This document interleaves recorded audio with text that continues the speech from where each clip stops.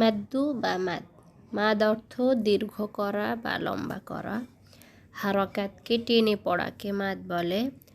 এক আলিফ মাদ অর্থ দুইটি হারকাত পড়তে যে সময় লাগে সে সময়কে এক আলিফ মাদ ধরা হয়। যেমন বা যোগ বা সমান সমান বা। মাদ কখনোই তাড়াতাড়ি পড়া যাবে না। মাদ প্রথমত দুই প্রকার, একটা হচ্ছে মাদ্দুল আসলি আর একটা হলো মাদ্দুল ফারঈ।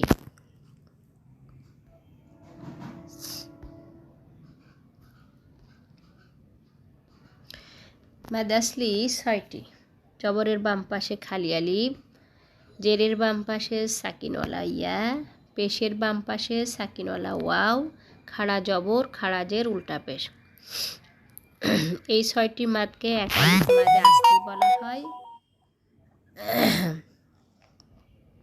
মাদে আসলির ডান দিকের হারকাতকে এক আলিফ বা ২ হারকাত পরিমাণ টেনে পড়তে হয়। উদাহরণগুলো আমরা একটু বাসা প্র্যাকটিস করবেন ইনশাআল্লাহ।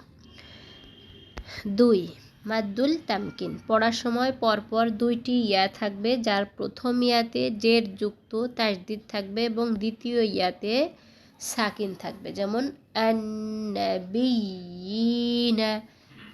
হুয়িতুম।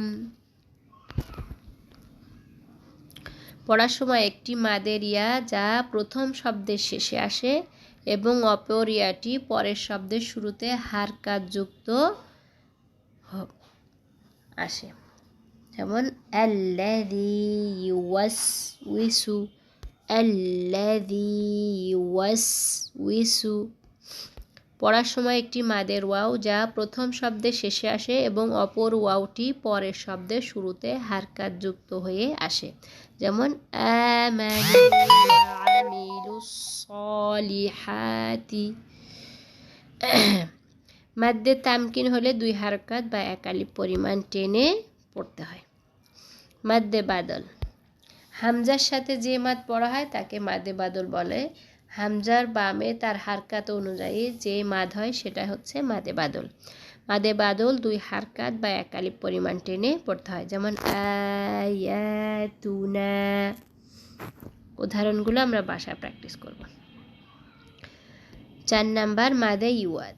ওয়াকফ অবস্থায় মানে থামা অবস্থায়, যেখানে আপনি থেমে যান, ওয়াকফ অবস্থায় গোলতা ছাড়া, গোলতা থাকলে আলাদা রুলস, গোলতা ছাড়া ২ জবর থাকলে এক জবর ছেড়ে দিয়ে আরেক জবরকে ২ হারকাত বা এক আলিফ পরিমাণ টেনে পড়তে হবে।